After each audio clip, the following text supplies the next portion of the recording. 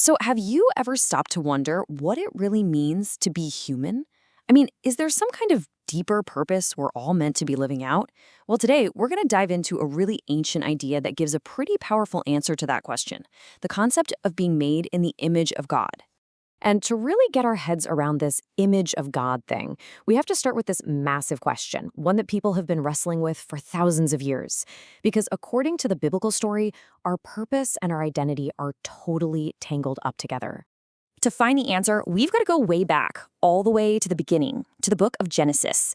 This is where the original blueprint for humanity is laid out for the very first time. Now, notice this right away. The text doesn't even take a breath before it connects being made in God's image with a specific job: to rule. This tells us it's not just about what we look like or how smart we are, it's about a unique responsibility we were given to act as God's representatives right here on earth. Okay, so this has kicked off a major theological debate that's still going on.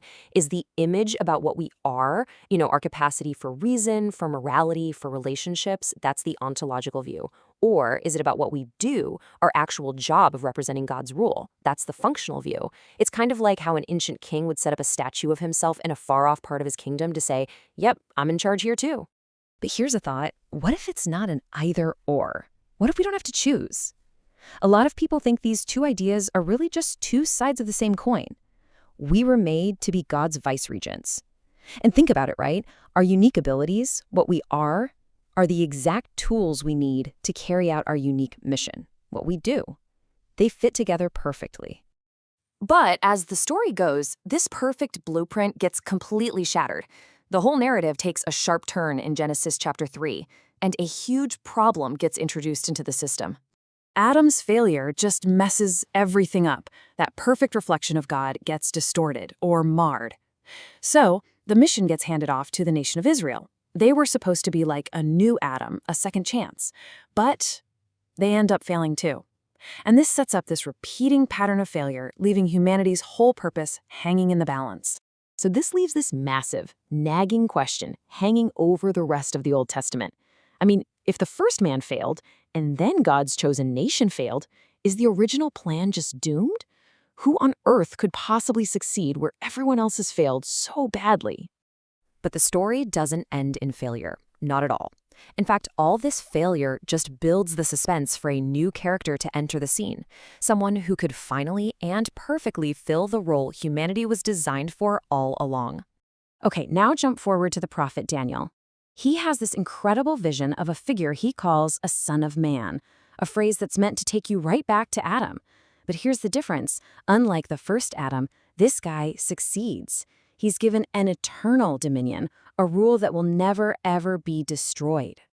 And then, centuries later, the New Testament writers make this absolutely stunning connection. They say, you know that victorious Son of Man from Daniel's vision?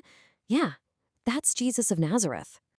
And here's the crucial point, the real takeaway. The New Testament doesn't just say Jesus is made in God's image. No, it says he is the image of the invisible God. He's the perfect reflection, the blueprint made flesh, finally fulfilling humanity's original purpose. So, if Jesus is the perfect image, the true blueprint, what does that mean for the rest of us? Is that reflection still broken for everyone else? The Apostle Paul gives us this brilliant way of looking at it. He compares the first Adam, whose one act of disobedience broke everything, with Christ, who he calls the last Adam. And through his one act of obedience, Christ starts to reverse all that damage, opening up a path back to life. This means the original blueprint is no longer a lost cause, not at all. For those who follow Christ, the whole journey is about being conformed to his image. It's about putting on a new self, one that's actively being remade and renewed to look like the Creator's original design. The restoration project is officially back on. So in the end, this ancient concept really hits us with a very modern, very personal question. If the whole point of being human is to be a reflection, then what or who are you reflecting in your own life?